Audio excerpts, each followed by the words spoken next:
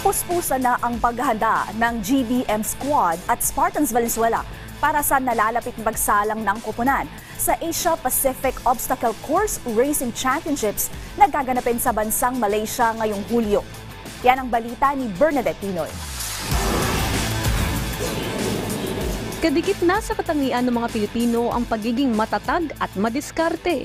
Pagdating naman sa mundo ng palakasan, hindi rin magpapahuli ang mga kababayan natin lalong-lalo na sa sport na obstacle course racing. Sa lungsod ng Valenzuela, naghahanda na ang GBM Squad and Spartan sa pamumuno ni Coach Gas Bamel Olonan sa pagsalang nila sa Asia Pacific Obstacle Course Racing Championship sa Malaysia at Spartan Race Vietnam na gaganapin ngayong Hulyo.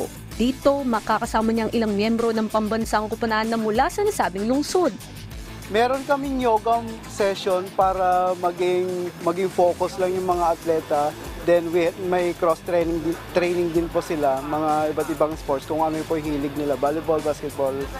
Dagdag pa ni Coach Olona na hindi lang pisikal na abilidad ang pinagtutuunan nila ng pansin sa pag-iensayo, kundi maging ang mentalidad ng isang atleta.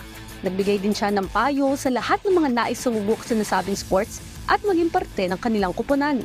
Huwag matakot magkamali kasi syempre lahat tayo nagkakamali. Kung kailangan natin mag-try ng try para sa success natin.